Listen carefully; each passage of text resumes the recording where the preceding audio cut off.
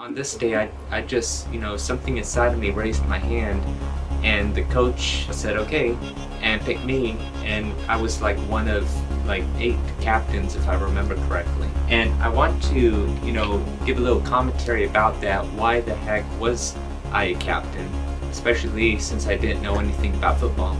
It's because I needed to get out there. I mean, as an autistic, we are extraordinarily shy, and by the time that this story took place when I was 15, a sophomore in high school, I was like, I've got to get out of my comfort zone if I want to have a great life, with camaraderie and friendship. I mean, I had, hundreds of friends, but, I hardly spent time with most of them. I should stop, being shy. I should stop being shy when answering a question in class, because if I get something wrong, I mean, a lot of people get something wrong, but I was just fearing the inevitable that if I got something wrong, then it'd make the Beacon, which is the school newspaper, word would get out of the entire city and all that. And, all that was just paranoia and such. It wasn't really going to happen, but that's what I felt as an autistic. Anyway, I decided to, raise my hand and, be a team captain. Okay, now I'm like, oh my gosh, who am I even going to pick?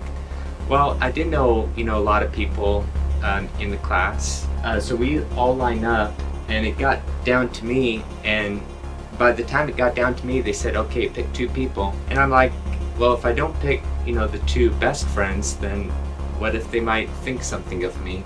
So I picked these 2 friends that I just met. So they came up and came behind me. It's like, now who am I going to call out? So by the time that it got, my turn again, the second friend, he sort of like whispers or says something in a low voice to me, said, pick this guy, pick this guy. I was like, who?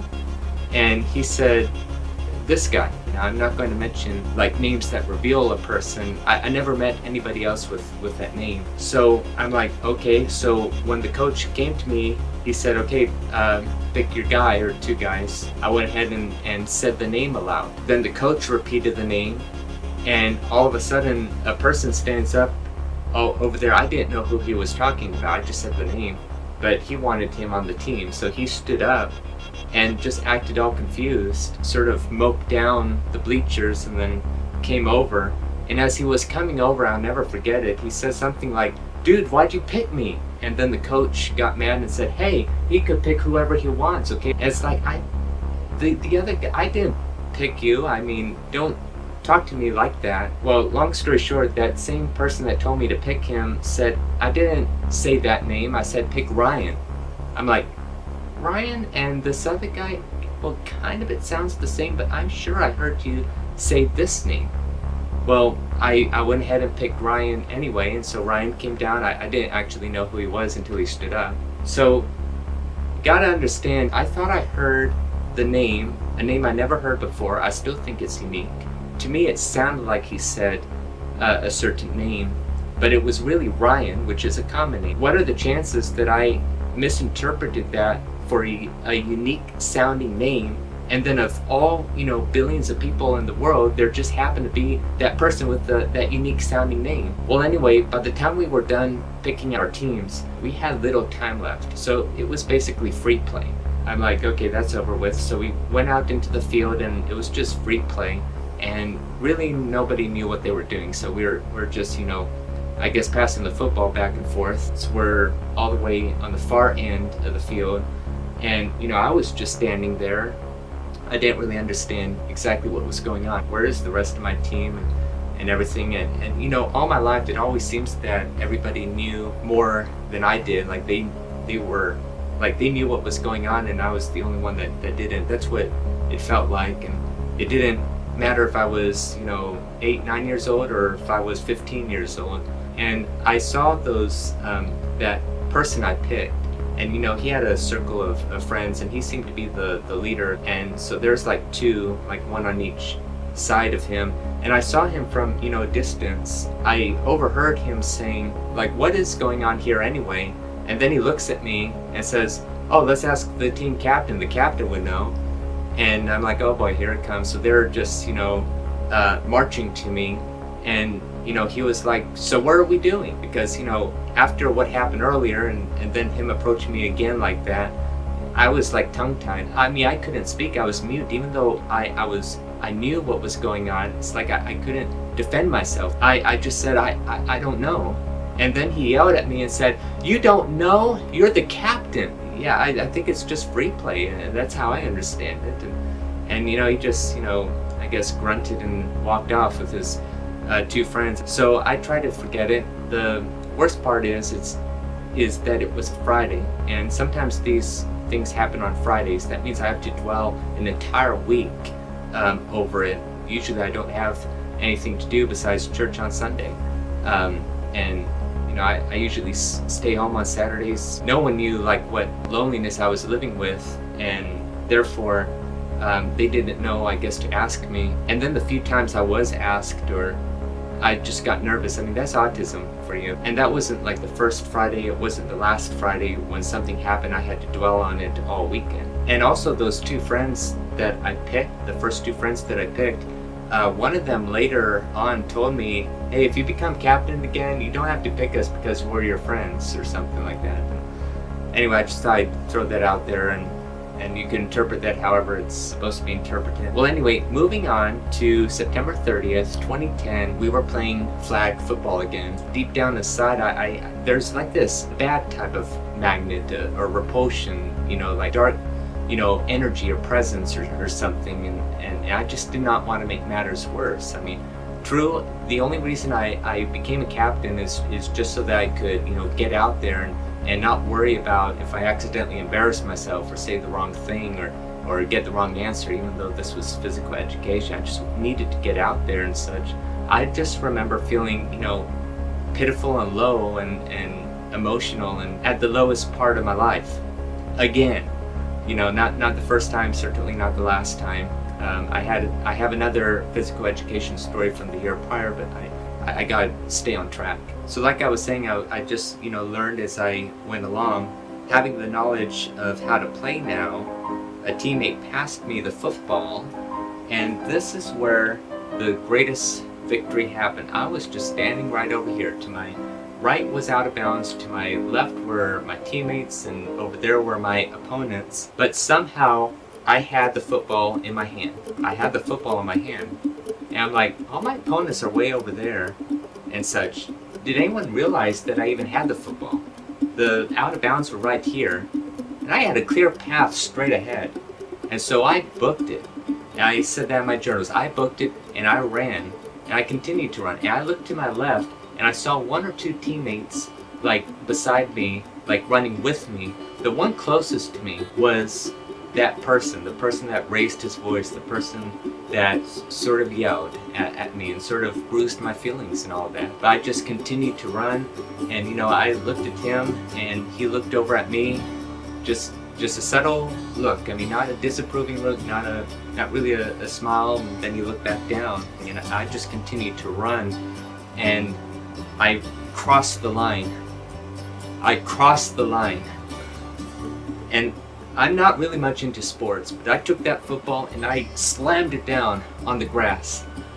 I just took that victorious breath of air, and everybody began cheering, or at least my teammates did. I don't remember about my opponents, but my teammates just began to, cheer and such. And it's like I made that victory. And from then on, that person became an acquaintance, and I would consider him a friend.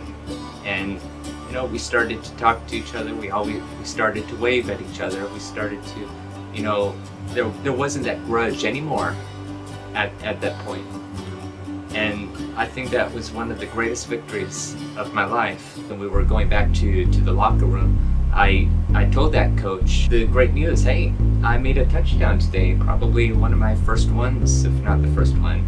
He smiled at me and said, "I saw that." I'm like, in my mind, "You saw that?" Just how he responded back to me and that approving, manner just, made me even feel, more special. Well, we continued to play flag football for the rest of the unit and such before moving on to other sports.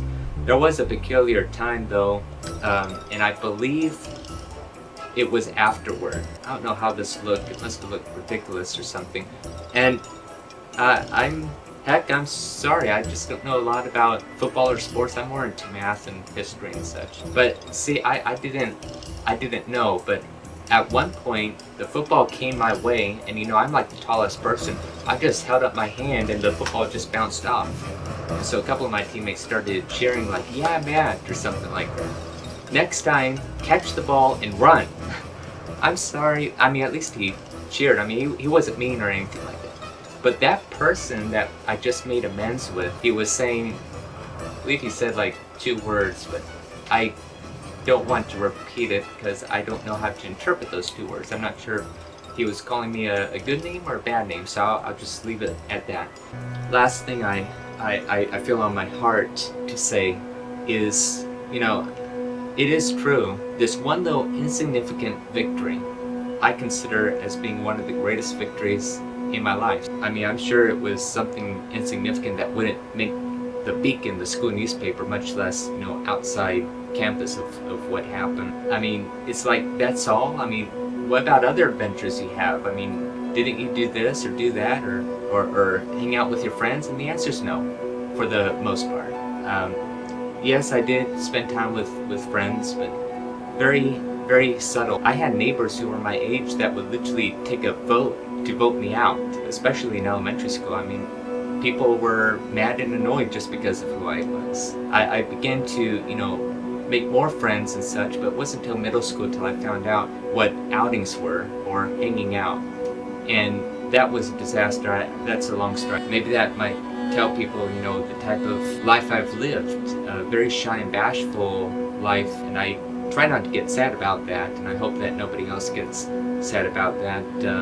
If you're in high school, it's not too late. If you're in elementary school or middle school, please just, get out there, take chances and such.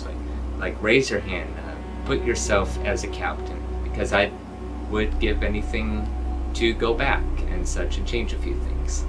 But I can't anyway. And that's the irony, because that's what people have told me when I was, for instance, getting into high school, when I first entered high school and such. That's what people told me. It's like, I know, but you don't have autism. You have no idea what it's like to be socially, like shy and bashful. Now I'm just hoping to be an encouragement for everybody. So anyway, that's an autistic's greatest victory, or at least one of them.